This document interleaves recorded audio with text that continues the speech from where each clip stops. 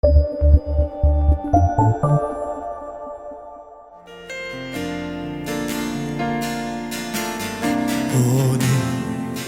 이곳에 계신 성령님, 우리에게 말씀하시고 우리 가르치소서. 닫힌 우리 맘 열어주시고 주의 빛으로 밝혀 우리를 인도하소서. 오늘 이곳에 계신 성령님, 우리에게 말씀하시고 우리 가르치소서. 닫힌 우리 맘 열어주시고 주의 빛으로 밝혀 우리를 인도하소서. 주님보다 앞서지 않고 겸손하게 주님의 말씀 기다리니 주님 손에 우리를 입니다. 사랑으로 인도하소서.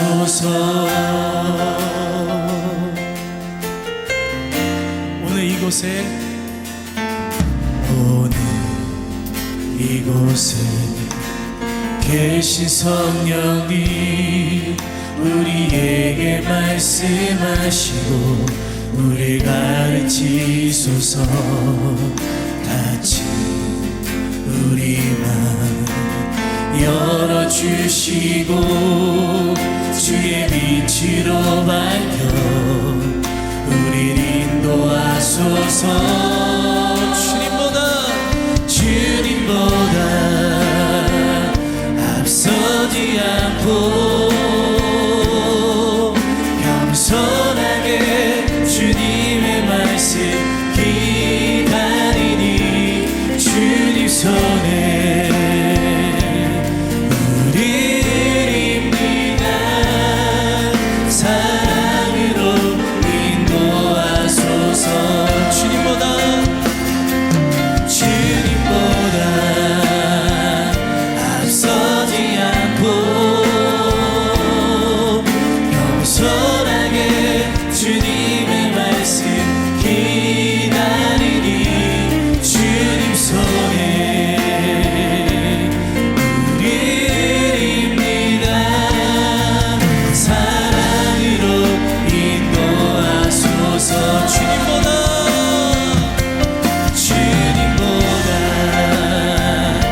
앞서지 않고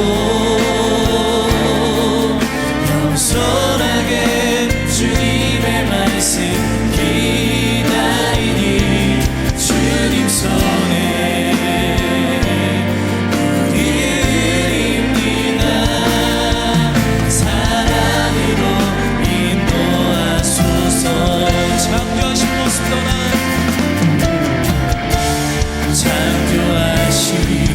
모습 떠난 우리를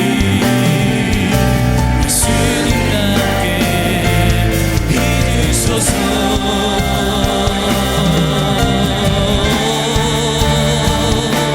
주님보다 앞서지 않고 겸손하게 주님의 말씀 기다리니 주님 손에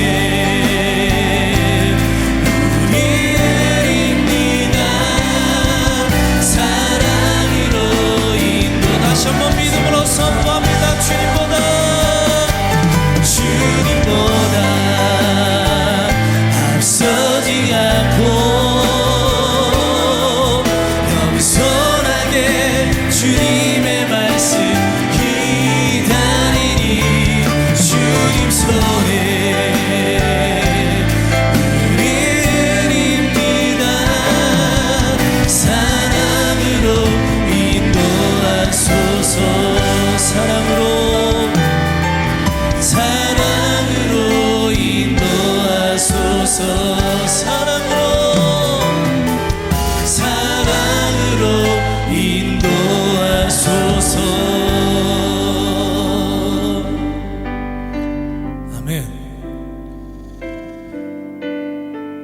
하나님은 우리들의 모든 상황을, 모든 아픔과 고난을 이미 알고 계시만 저희들에게 부르짖으라 말씀하십니다. 왜냐하면 주님은 우리를 아는데 우리가 고난과 아픔 가운데 주님을 모르기 때문입니다. 주님을 바라보지 않기 때문입니다. 그렇기 때문에 주님을 부르짖고 성령님을 의지할 때 우리의 삶에는 하나님의 놀라운 사랑과 능력이 온전히 임하게 될 줄 믿습니다.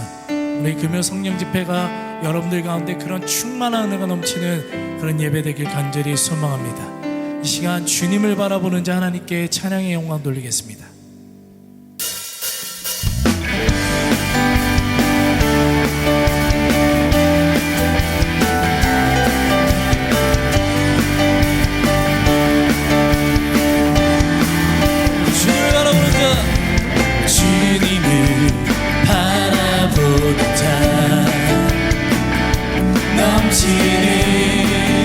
새 힘을 얻으리.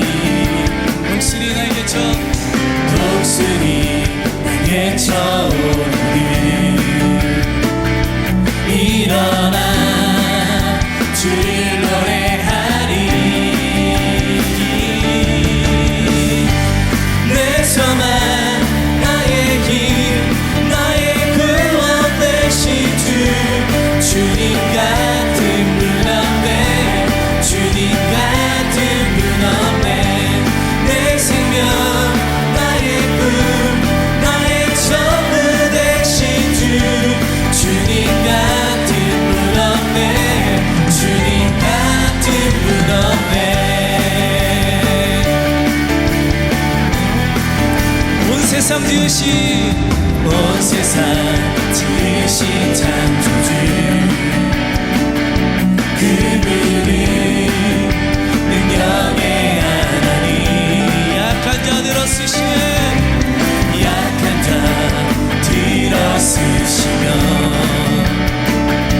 넘치는 새 힘을 주시니. 내 소망 나의 힘 나의 구원 되신 주 주님 같은 분 없네. 주님 같은 분 없네. 내 생명 나의 꿈 나의 전부 되신 주 주님 같은 분 없네. 주님 같은 내 소망 나의 힘 나의 구원 되신 주 주님 같은 분 없네. 주님 같은 분 없네. 내 생명 나의 꿈 나의 전부 되신 주 주님 같은 분 없네. 주님 같은 분 없네.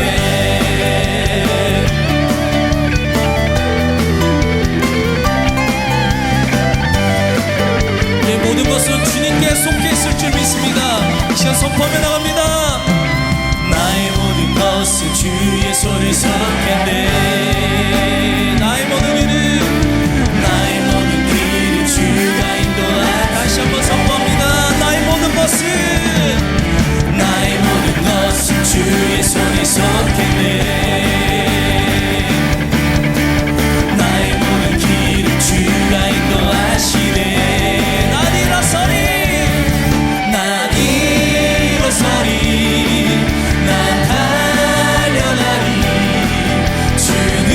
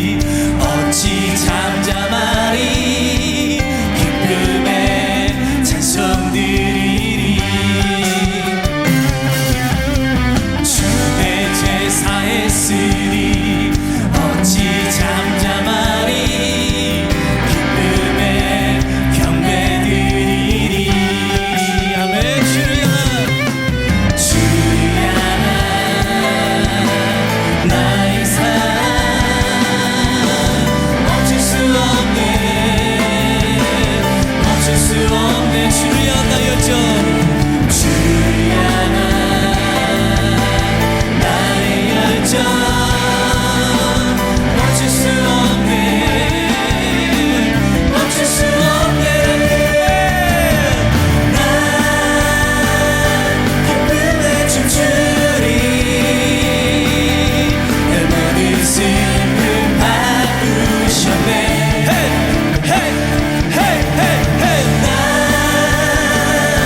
기쁨에 춤추리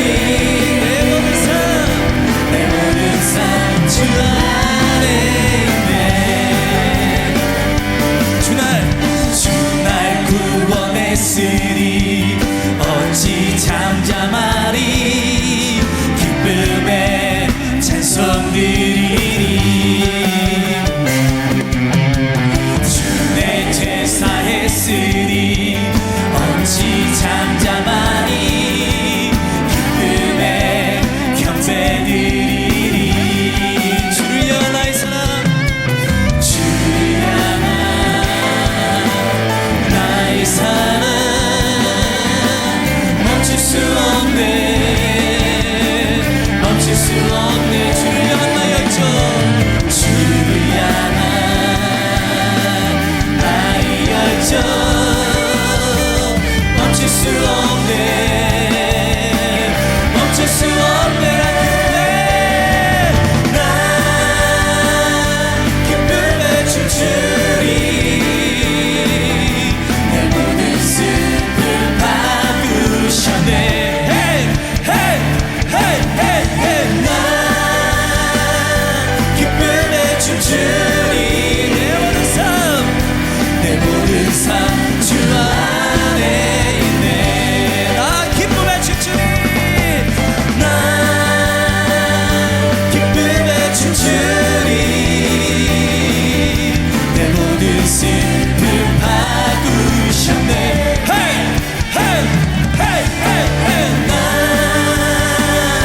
기쁨에 춤추리 내 모든 삶 주 안에 있네 내 모든 삶 주 안에 있네 내 모든 삶 주 안에 있네 내 모든 삶 주 안에 있네 아멘 주님께 찬양 영광 돌립니다 하나님 주를 향한 기쁨이 우리들 삶 가운데 멈추지 않도록 주 축복하시고 지켜주시옵소서 아멘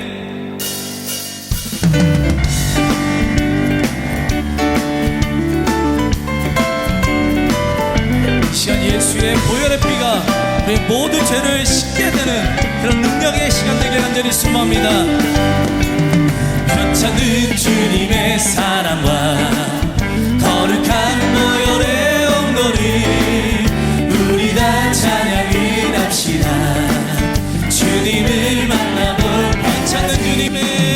펴찬는 주님의 사랑과 거룩한 보혈의 온거리 우리 다 찬양을 합시다 주님을 만나볼 때까지 예수는 우리를 깨끗게 하시는 주시니 그의 피 우리를 눈보다 더 이게 우리를 깨끗게 한 피는 누구가 생명의 물이새 생명의 구원을 받은 자 하나님 찬양을 합시다 예수는 우리를 깨끗게 하시는 주시니 그의 피 우리를 눈보다 더 이게 주님의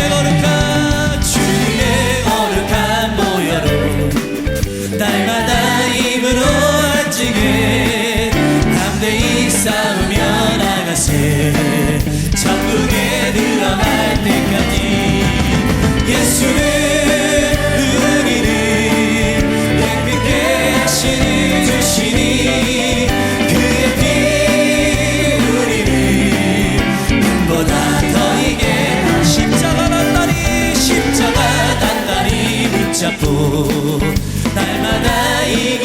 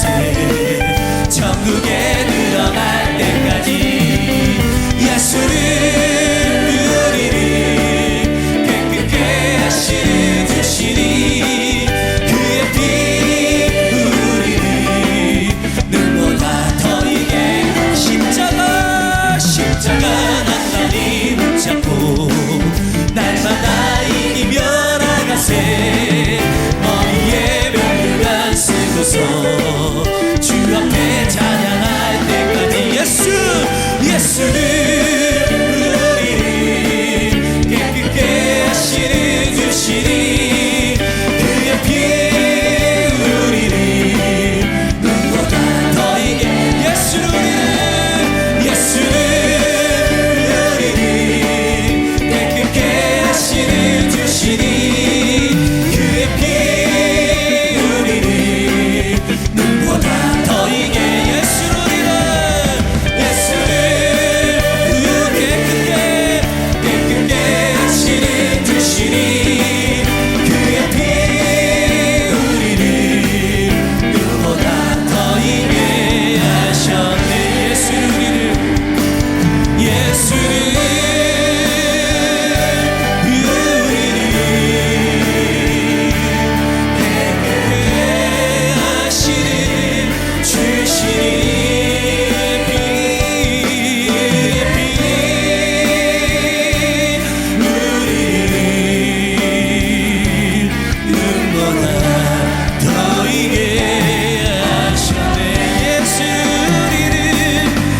예수를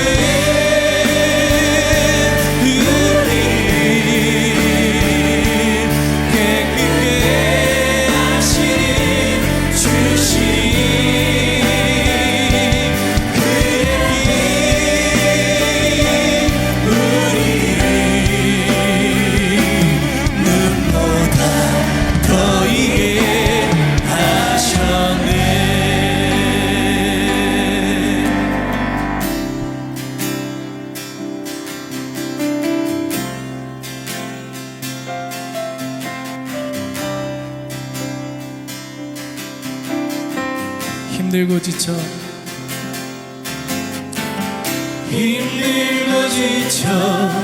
난망하고 넘어져 일어날 힘 전혀 없을 때에 조용히 다가와 손 잡아주시며 나에게 말씀하시네. 나에게 실망하며 내 자신이 연약해 고통 속에 눈물 흘릴 때에 붙잡은 나 그 손길 눈물 닦아주시며 나에게 말씀하시네. 너는 내 아들이라 너는 내 아들이라 오늘날 내가 너를 낳도다. 너는 내 아들이라 나의 사랑하는 내 아들이라.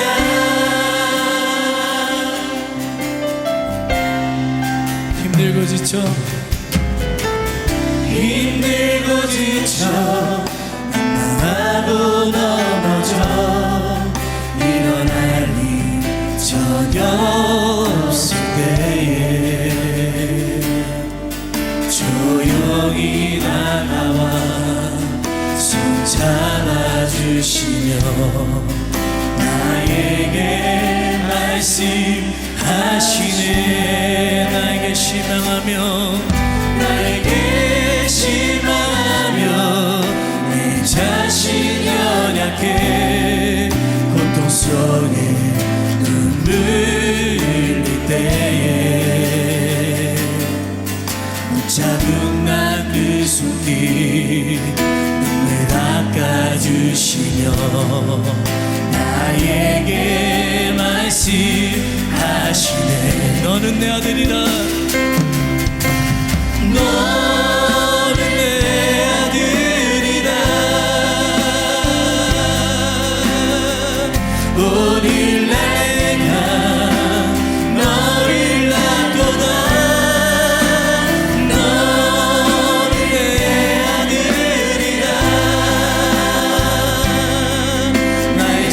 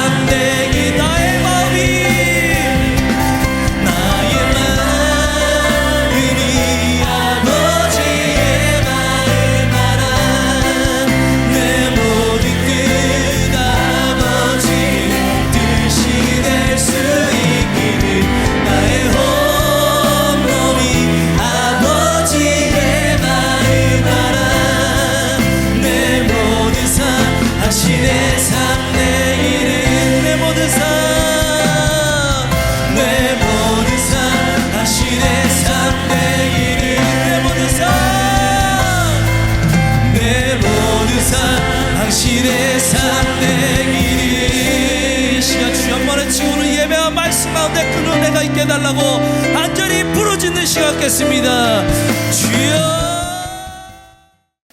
여러분 오늘 우리에게 주시는 말씀 요한복음 2장 11절의 말씀인데요. 준비된 화면 자막을 통해서 여러분 갖고 계신 성경 말씀 요한복음 2장 11절에 있는 말씀을 우리 같이 함께 읽어보시겠습니다. 같이 읽어봅니다. 시작. 예수께서 이 첫 표적을 갈릴리 가나에서 행하여 그의 영광을 나타내심에 제자들이 그를 믿으니라. 아멘. 오늘부터 정해진 순서에 따라 제가 또 금요 심야 기도회에 여러분을 말씀으로 이렇게 뵙게 되었습니다. 이번에는 저는 그 예수님께서 신약 성경 가운데 행하신 많은 여러 가지 말씀과 또 이야기 중에 특별히 기적에 대한 말씀을 중심으로 예수님의 기적 이야기 첫 번째 시간을 갖습니다. 그 첫 번째 시간에 조금 전에 우리가 읽은 요한복음 2장의 11절 말씀인데 이 말씀을 중심으로 예수님의 기적이 과연 이 성경에 기록되어 있는 이 말씀이 지금 이 순간 나의 삶 속에 어떤 의미가 있는 것이고 우리들에게는 또 이 말씀은 어떤 은혜로 하나님께서 우리에게 들려주시는 걸까? 오늘 이 말씀을 통해서 바라기는 여러분의 삶 속에도 예수님이 행하셨던 그 놀라운 기적의 역사가 동일하게 일어나기를 축원합니다. 여러분의 삶에도 기적이 일어나게 되기를 축원합니다. 아멘 안 하시는 분들은 기적이 무슨 나와 상관이 있을까 그런 마음이신 것 같아요. 그러나 여러분 바라기는 오늘 이 저녁에 이 말씀을 통해서 같이 살펴본 이후에는 분명히 내 삶에 기적이 일어날 것이다. 그리고 뿐만 아니라 내가 기적의 주인공이 될 것이다. 그리고 내 인생에 기적이 일어나야 된다. 그런 기적에 대한 소망이 그냥 마음속의 다짐이 아니라 여러분의 삶 속에 일어나게 되기를 축원합니다. 왜 기적의 이야기가 예수님의 그 많은 공생의 이야기 가운데에 여기 기록되어 있을까? 여러분 성경을 읽다 보면 뭐 여러 가지 궁금한 생각도 있고 또 질문도 하고 싶은데 저는 성경을 늘 읽을 때마다 몇 가지 제 스스로에게 던지는 질문을 통해서 말씀을 묵상하곤 합니다. 오늘 이 본문을 요한복음 2장 1절부터 11절까지를 쭉 읽으면서 왜 이 이야기가, 왜 이 기적의 이야기가 여기 기록되어 있을까? 그런 질문을 하게 됩니다. 무엇 때문에 주님의 그 많은 이야기 속에 이 기적을, 이 가나의 혼인잔치, 여러분 가나의 혼인잔치 하면 여러분 처음 듣는 얘기가 아니죠. 핵심은 뭡니까? 결혼식장에 포도주가 있어야 결혼식이 아주 성대하게 치러질 일인데 뭐 다른 거 다 있습니다. 신랑, 신부, 하객 다 있습니다. 잔치 음식 다 있습니다.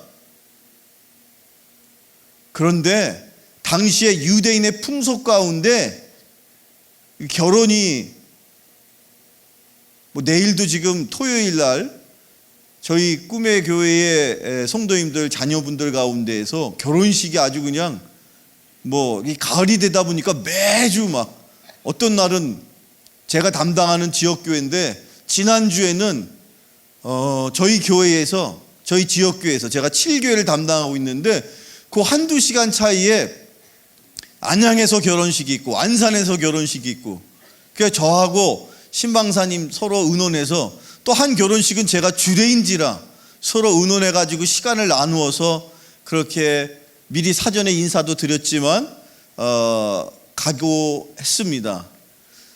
뭐 지금도 그렇지만 과거 유대 당시에도 이 결혼식은 그 일생일대에 어마어마하게 중요한 일이었던 것이죠. 그 결혼식 중에서도 이 포도주라는 것은 당시의 결혼식의 수준을 측정해낼 만큼 대단히 중요한 음식 중에 하나였다는 거예요.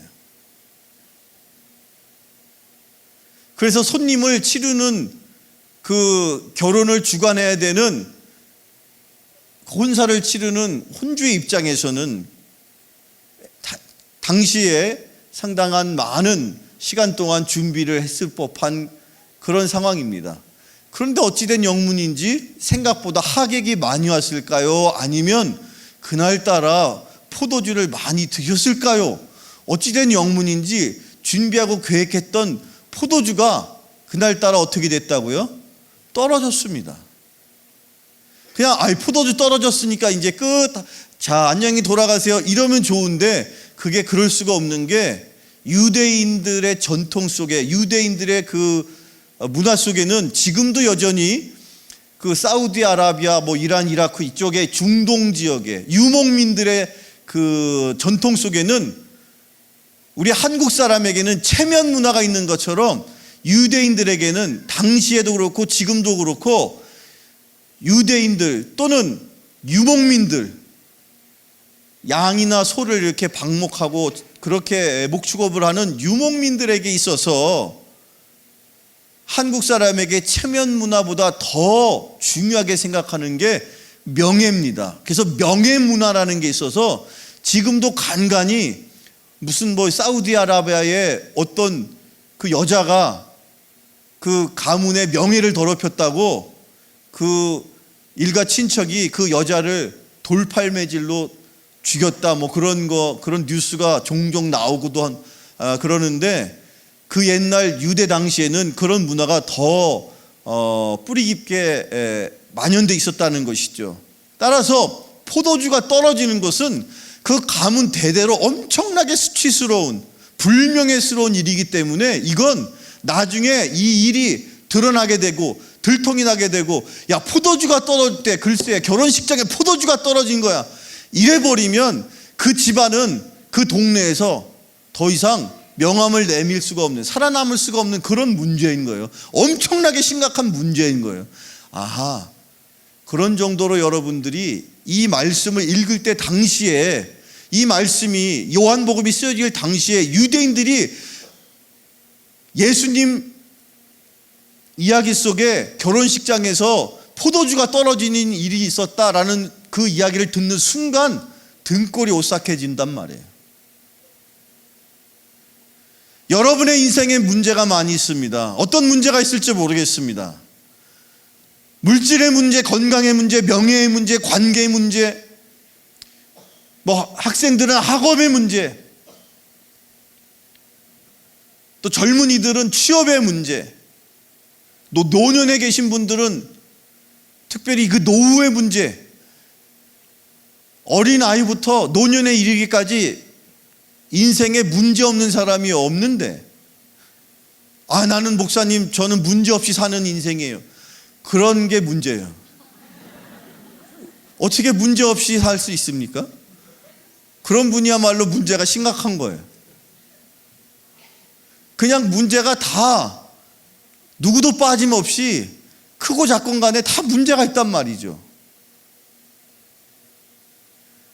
그런데 여기에 등장하는 이 요한복음 2장에 등장하는 결혼식장에 포도주가 떨어졌다라는 것은요, 그거는 있을 수도 없는 문제인 거예요. 그건 있어서도 안 되는 문제고, 그 문제가 일어나는 순간, 그 사실을 아는 순간 그 자리에, 그 결혼식장에는 엄청나게 우리가 상상할 수 없는 그런 일들이 펼쳐질 수밖에 없는 절체절명의 위기라는 거예요.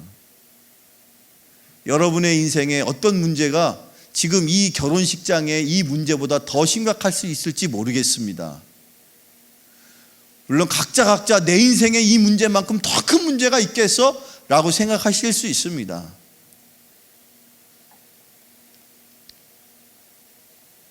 오늘 바라기는 이 말씀을 같이 나누면서 여러분에게 하나님이 주신 그 문제 또한 어떤 문제가 됐든지 간에 오늘 이 말씀을 통해서 그 문제가 분명히 해결될 수 있음을 꼭 믿으시면서 이 말씀을 들으시기를 축원합니다.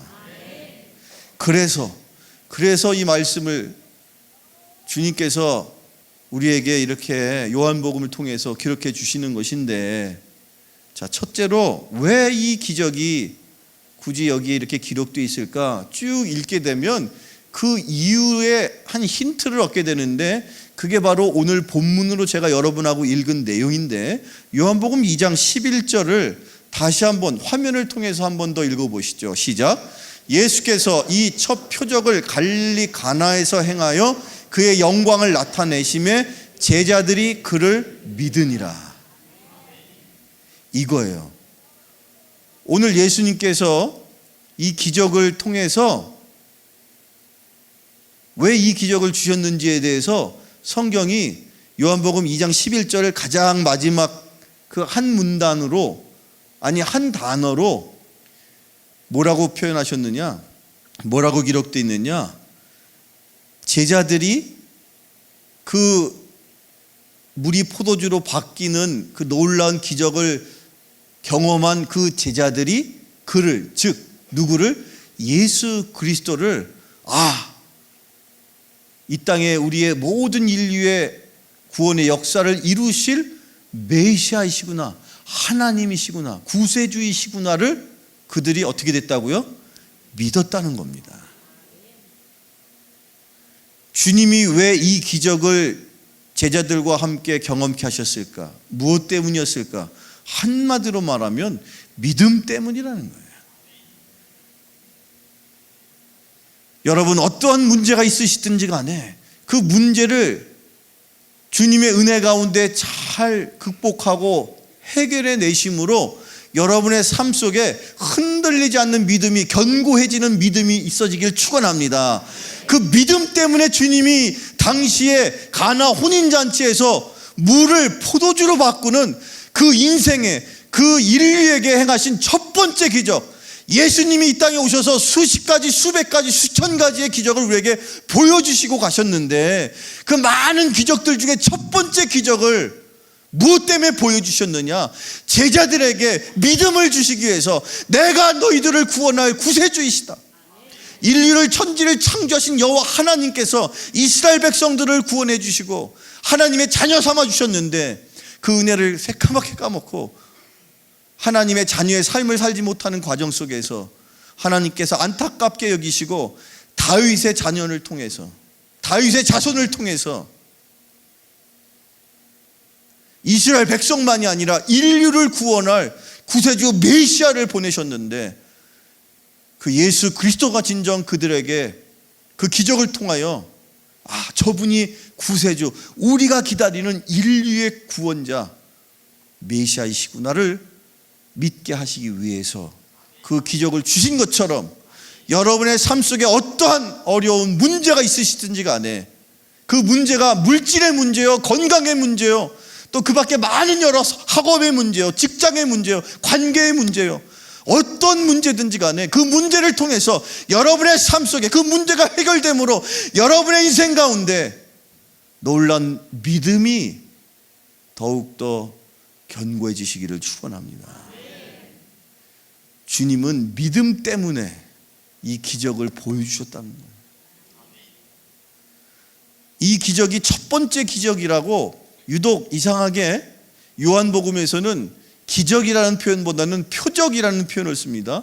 이 표적이라는 게 사인이라는 거예요. 뭘 어떻게 의미한다, 뭐 그런 뜻입니다. 간단하게 얘기하면 놀라운 일인데, 그게 그냥 그 놀라운 일로 끝이질 않고 그 놀라운 일을 통해서 뭔가를 이렇게 우리에게 사인을 주신다, 뭔가를 이렇게 가르쳐 주시기 위해서,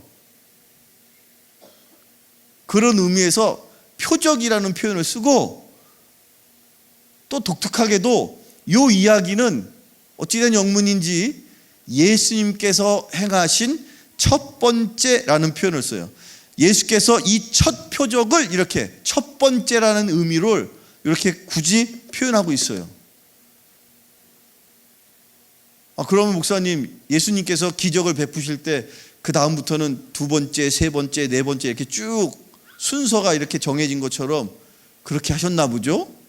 라고 질문을 하실 수가 있는데, 그건 아니었습니다.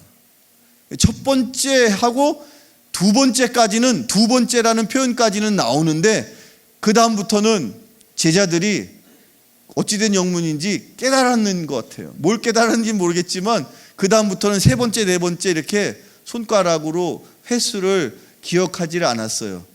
기억하지를 못했을까요?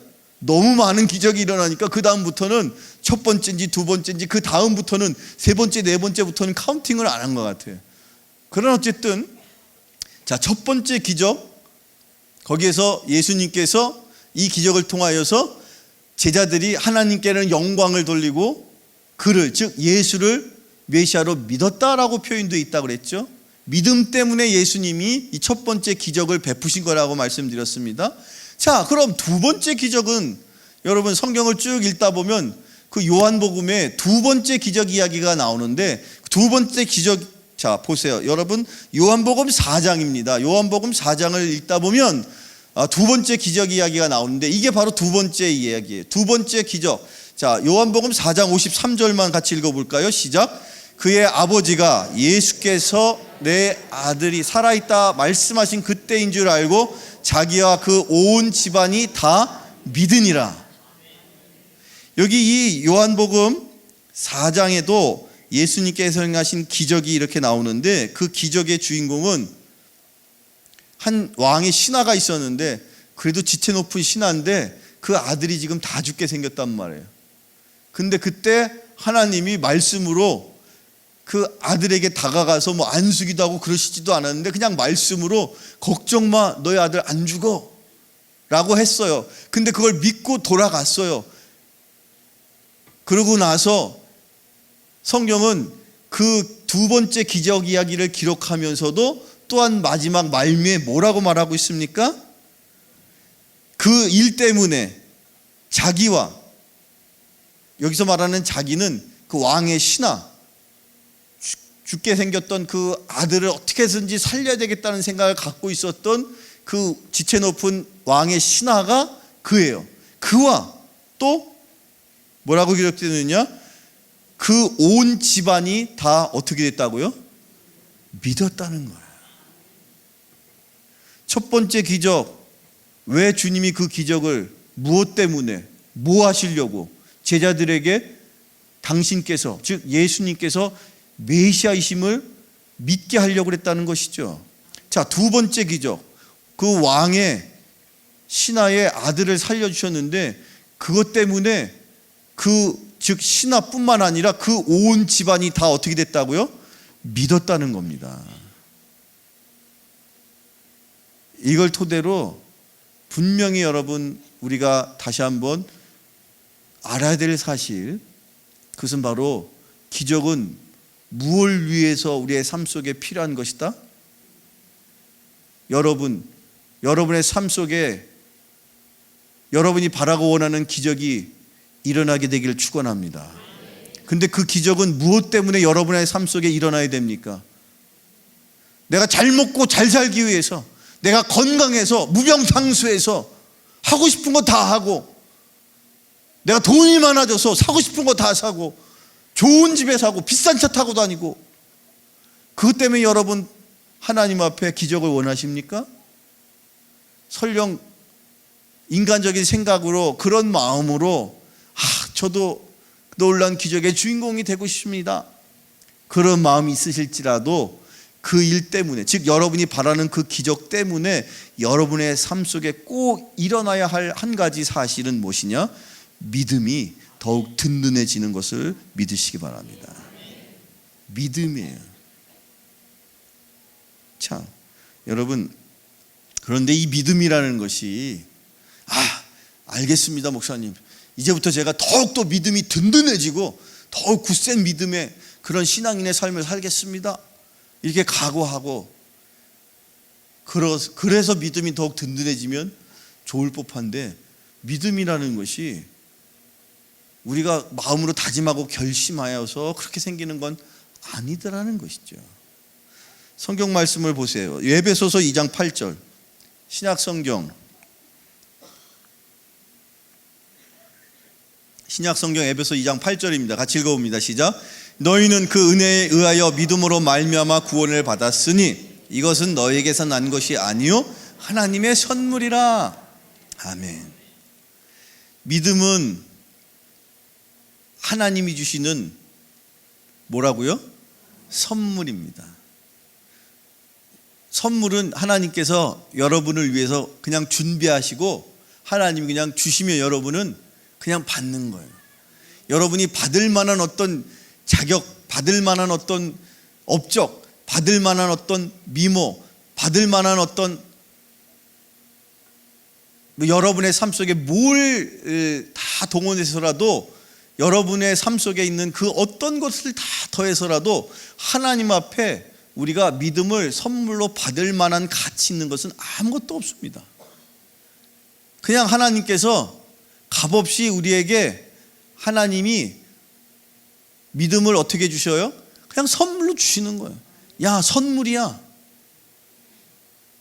어찌된 영문인지 하나님은 그렇게 선물로 주셔요.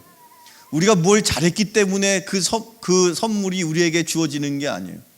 12월 달 이제 성탄절이 다가오면 그 부르는 캐롤 중에 울면 안 돼, 울면 안 돼.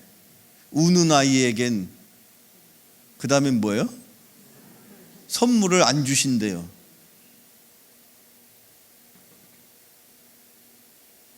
그건 조건이 있는 선물이거든요.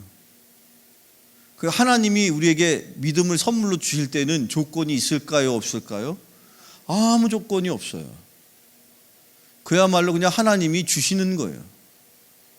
그러다 보니까 그 하나님이 주시는 걸 내가 뭘 열심히 해서 그걸 받으면 사람들이 자기가 한 것에 대해서 자기 스스로가 공로가 있으니까 그걸 아까워해서라도 소중하게 간직할 법한데, 이건 뭐 내가 믿음을 받기 위해서 한 게 아무것도 없으니까 이걸 받으면서도 이게 얼마나 가치 있는 것인지를 잘 모르다라는 거예요. 여러분 살아보시면서 여러분이 누군가에게 여러분 그냥 생각지도 않았는데 누군가가 뭘 줬어. 그걸 받은 순간 여러분 어떤 마음이 들어요? 일단 받았을 때는 야, 고맙다, 감사하다 그런 생각이 들지만 그 생각이 오래가지 않는다는 거예요. 인간이다 보니까. 그래도 뭔가 내가 애쓰고 힘써가지고 노력해가지고 전략할 것 전략하고 먹을 거 입을 거 아껴가면서 뭔가를 위해서 막 이렇게 해가지고 그렇게 마련된 것하고 다르다라는 거예요. 그래서 그런지 어찌된 영문인지 하나님이 선물로 주신 그 믿음을 우리가 정말로 소중하게 잘 간직하기보다는 어느 순간인가 나도 모르게 그 믿음을 계속 까먹으면서 살고 있는지도 모르겠어요. 바라기는 여러분, 비록 하나님께서 값없이 여러분에게 주신 것이지만 그것이야말로 여러분의 인생에서 가장 값진 것, 여러분의 인생에서 가장 소중한 것, 여러분의 인생에서 제일 비싼 것, 아멘 할 때까지 제가 표현할 수 있는 모든 것을 다 동원해서라도 여러분의 인생에서 가장 소중한, 내 생명보다 더 소중한 것 믿음인 줄로 믿으시기 바랍니다. 자, 그래요. 여러분, 제가 지금 조금 전까지 드린 말씀을 하나하나 이렇게 논리적으로 정리를 해봅시다. 첫 번째, 기적은, 자, 기적이 무엇 때문에 하나님께서, 주님께서, 예수님께서 무엇 때문에 제자들 앞에서 그런 기적을, 물로 포도주를 또 죽어가는 소년을 살리시는 그런 기적을 무엇 때문에 베푸셨다고요? 기적. 그렇죠. 자, 여러분, 기적은 우리가 어디를 읽더라도 예수님의 기적은 항상 우리에게 믿음을 더욱 든든히 세워주시기 위해서 주시는 그런 일인 거예요. 그렇게 예수님께서 행하시는 일인 거예요. 자, 기적을 토대로 우리가 그 기적을 보면서 야, 놀랍다, 신기하다, 그것으로 끝나는 게 아니라 내 안에 무엇이 생긴다고요? 믿음. 자, 그런데 믿음은 알고 봤더니 뭐라고 그랬어요? 하나님이 우리에게 주시는 뭡니까? 선물이죠. 자, 기적은 믿음을 주시기에, 믿음을 우리에게 견고하게 하시기 위해서 보여주시는 일인데, 그래서 결국 그 믿음이 생기는 것인데, 그 믿음은 하나님께서 선물로 주시는 것이라고요. 자, 제가 준비한 화면을 통해서 한번 영어, 제가 발음은 현찮지만 영어는 발음이 중요한 게 아니죠. 뜻이 중요한 거예요. 자, 영어 present is present, 발음이 후졌다고 우습게 생각하면 안 되고 중요한 건 뜻이란 말이에요. 자, 그 밑에 이거 present is present, 이거 되게 유명한 말이에요. 현재는 선물이다. 이게 영화에도 나오는 표현인데 무슨 영화인지 가르쳐 드릴까요? 나중에 한번 쿵우 팬더 보세요. 거기에 그 팬더가 이제 영화를 봤어야 얘기가 되는데, 이게 거기에서 사부가 그 막 그냥 길을 쓰면서 연습을 해도 잘 안 되는 그 제자를 바라보면서 지나간 건 지나간 거야, 중요한 건 지금이야, 그러면서 이렇게 현재는 선물이다, present is present, 이렇게 얘기하는 것인데, 세상 사람들은 그렇게만 알고 있는데 저는 오늘 이 말씀을 통해서, 자 보세요. 여기 하나님의 선물이야 했을 때 이 선물이라는 영어 단어가 스펠링이 프레젠트예요. 근데 이 선물이라는 뜻의 프레젠트에 또 다른 뜻이 있어요. 뭐라고요? 현재라는 뜻이 있어요. 이거 중3 좀 되면 아는 중3 영어예요, 이거. 여러분, 하나님의 선물, 근데 그 선물로 표현되어 있는 영어 단어가 현재라는 단어랑 동일한 단어라니까요. 지금 이 현재가, 지금 우리가 이렇게 숨 쉬고 있는 이 순간, 이 현재가 실상은 뭐라고요? 선물이라고요. 누구에로부터 온 선물이에요? 하나님으로부터 온 선물이에요. 그리고 그 하나님으로부터 온 선물의 가장 핵심은 뭔지 아세요? 뭡니까? 믿음이에요. 따라서 기적은 믿음을 위해서 오는데, 믿음 때문에 주님이 행하신 일인데, 그 믿음은 하나님의 선물인 거로, 그 선물로 우리에게 지금 이 순간, 이 현재를 우리에게 주시는 거란 말이에요. 자, 그럼 논리적으로 처음의 시작이 뭐였어요? 기적이죠. 기적은 결국 어디로 귀결이 되는 거예요? 현재.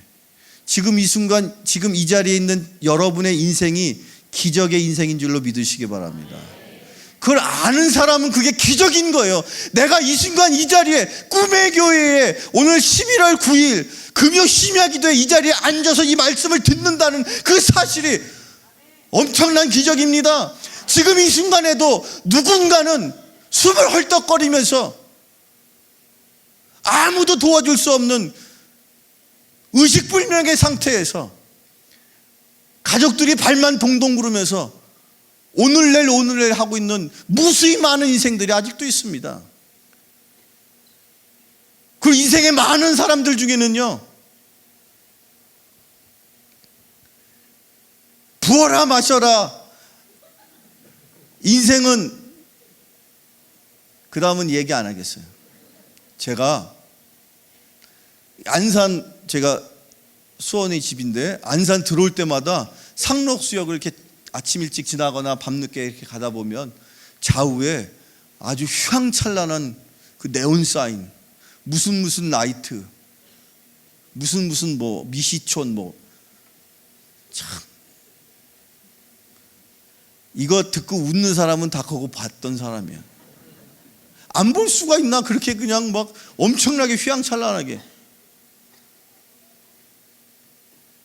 환락의 도시에 중앙역은 말할 것도 없고. 그런데요, 안산만 그럴까요? 안산의 인근 뭐 시화 또는 수원 또는 그 밖에 그런 시대 상황 속에서 그래도 내가 믿음 생활 하겠다고 지금 이 순간에 이 자리에 앉아 있다는 것 기적이 아닙니까?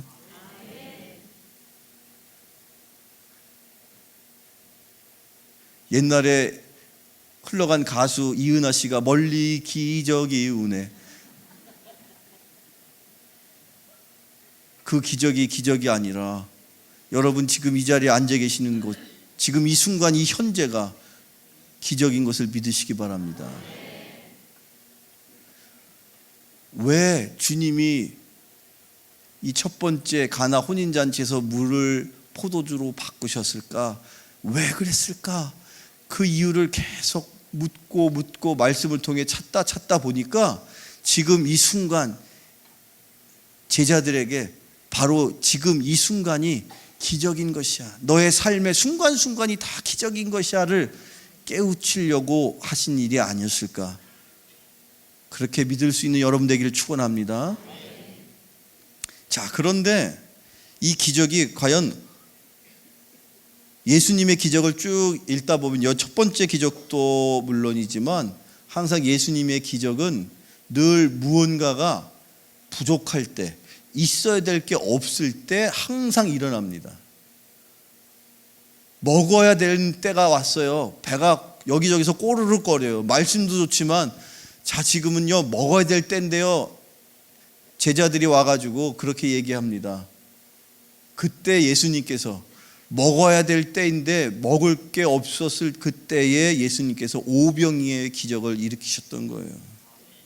오늘 이 본문에도 보니까 여러분 요한복음 2장 3절에 본문을 한번 화면을 통해서 읽어보실까요? 요한복음 2장 3절입니다. 시작. 포도주가 떨어진지라 예수의 어머니가 예수에게 이르되 저들에게 포도주가 없다 하니. 아멘. 여러분 결혼식장에 포도주가 없으면 끝이에요. 있어야 되는 게 없어요.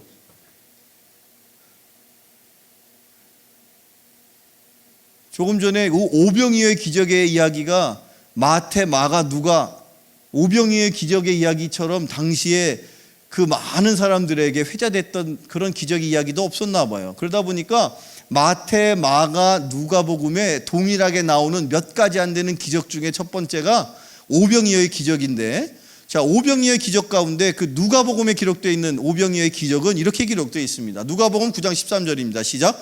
예수께서 이르시되 너희가 먹을 것을 주라 하시니 여짜오되 우리에게 떡 5개와 물고기 2마리밖에 없으니 이 모든 사람을 위하여 먹을 것을 사지 아니하시고서는 할 수 없사옵나이다 하니. 이게 구구절절 제자들과 예수님의 대화가 있지만 핵심은 뭐냐면 배고프니까 먹을 게 있어야 되겠는데 있었다는 거예요? 없었다는 거예요? 없다는 거예요. 결혼식에 포도주가 있어야 되는데 있다는 거예요? 없다는 거예요? 없다는 거예요.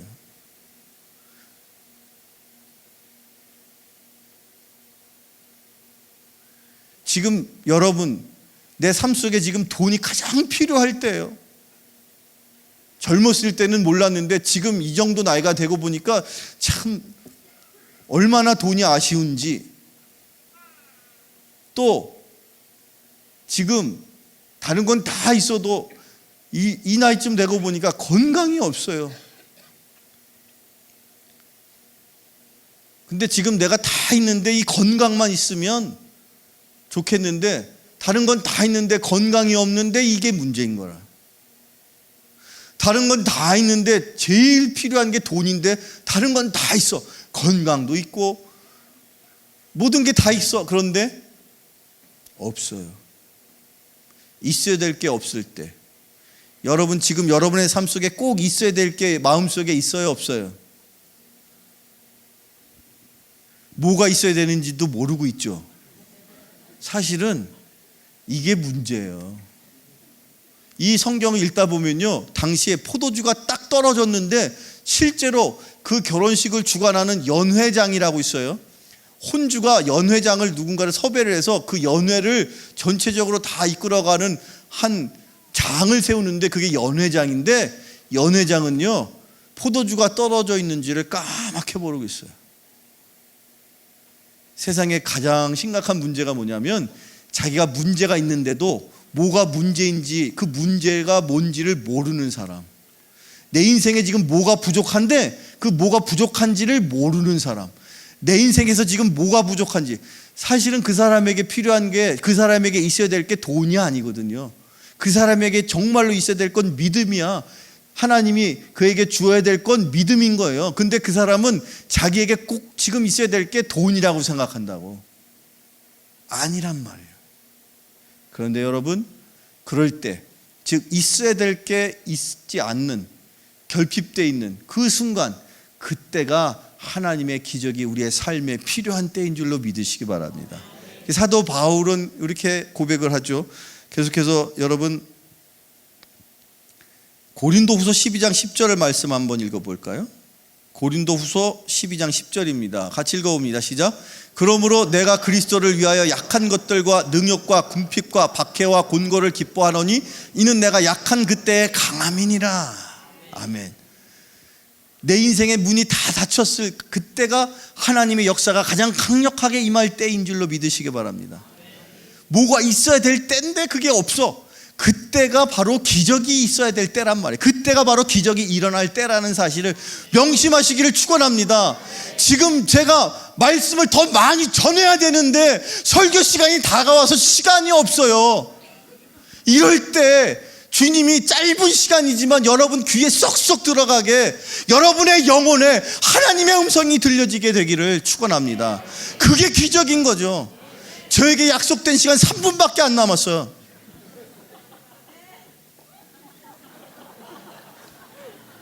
아멘 할 시간도 없네.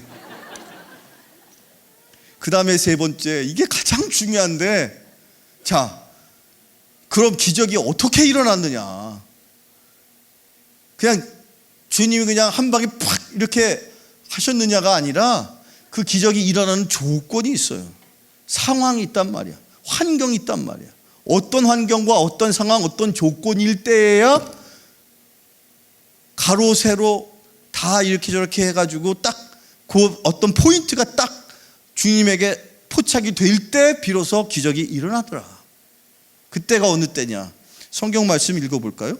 요한복음 2장 7절입니다. 신약성경 요한복음 2장 7절 같이 읽어봐요. 시작. 예수께서 그들에게 이르시되 항아리에 물을 채우라 하신즉 아기까지 채우니 이제는 떠서 갖다 주라 하심에 갖다 주었더니. 아멘.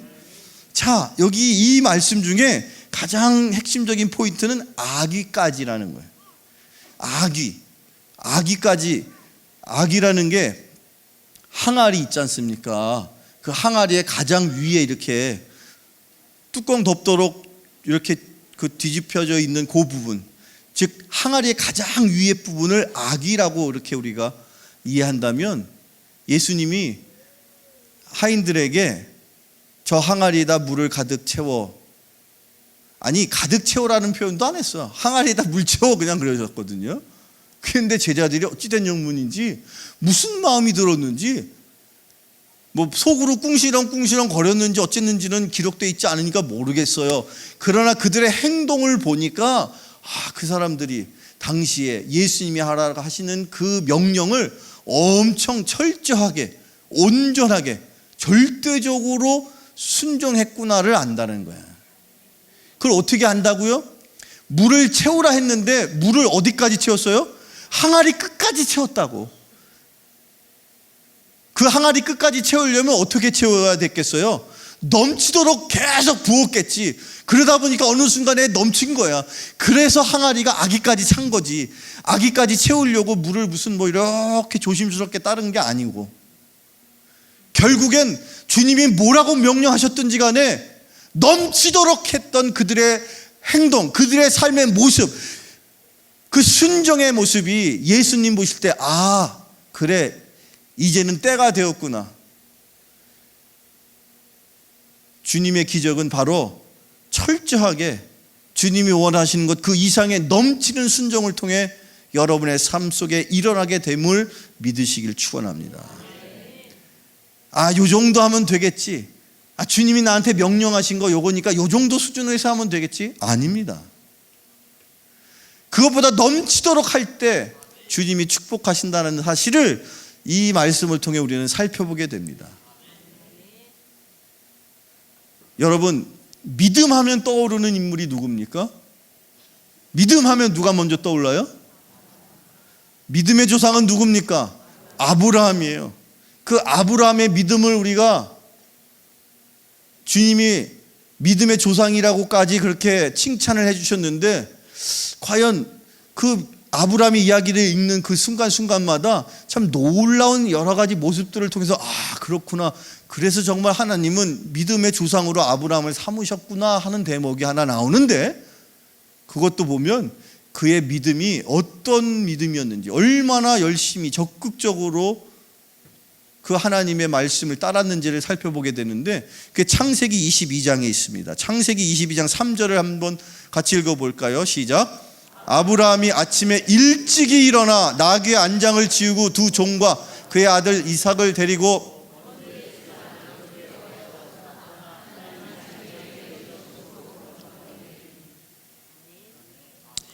아브라함이 그 전날, 아니 그날 새벽까지도 뒤척였을 것 같아요.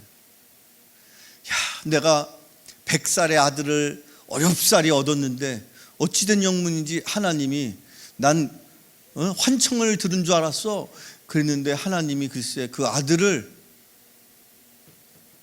번제로 죽여서 각을 떠서 태워서 번제로 바치라고 하시네. 아무에게도 얘기하지 않았죠. 자기 아이는 물론이거니와 당연히 아들에게는 얘기를 할 수가 없는 거지. 아내에게도 하인에게도 누구에게도 얘기하지 못했던 그 엄청난 그 하나님의 명령을 그가, 즉 아브라함이 가슴속 깊이 쓸어내리면서도 그 번민의 밤을 지새우면서도 아브라함의 그 행동을 성경은 어떻게 우리에게 알려주고 있느냐? 아브라함이 아들 손을 잡고 번제를 드려야 될 그 모리아 산으로 올라갈 때 그 첫 모습을 아브라함이 아침에 어떻게 일어났어요? 일찍이 일어났다, 그렇게 표현하고 있습니다. 이런 믿음이 여러분의 믿음이길 축원합니다. 예수님 당시에 물이 포도주로 바뀔 수 있었던 그 놀라운 기적의 현장에 그런 믿음을 간직한 아브라함과 같은 그런 적극적인 순종의, 철저한 순종의 모습, 아기까지 물을 채웠던 그 하인들의 모습, 그 모습의 삶이 여러분의 삶이기를 축원합니다. 그게 바로 기적의 주인공이 되는 조건인 것입니다. 마지막으로 한 말씀만 더 읽죠. 야고보서 2장 22절입니다. 같이 읽어볼까요? 시작. 내가 보거니와 믿음이 그의 행함과 함께 일하고 행함으로 믿음이 온전하게 되었느니라. 아멘. 하나님이 아무 값 없이 처음에 선물로 믿음을 주세요. 우리가 아무것도 한 게 없어요. 그러나 그렇게 선물로 받은 믿음을 우리가 더욱 견고하게 잘 간직할 때에 그 믿음으로 하나님은 우리의 삶에 기적을 주시는데, 누가 기적의 주인공이 되느냐? 그 믿음을 더욱 견고하게 할 뿐만 아니라 그 믿음이 무엇을 통해서 온전해진다고 그랬어요? 야고보서에서 행함으로. 여러분의 삶을 오늘 이 말씀을 통해서 되돌아보십시오. 내 삶 속에 무엇이 필요한 것이고 그 기적은 나의 삶에 어느 순간에 어떻게 다가올 것인가? 기적, 여러분의 삶 속에 일어날 그 기적, 여러분의 손에 달려 있습니다. 여러분, 기적을 맛보는 기적의 주인공으로 살아가는 여러분 되기를 축원합니다.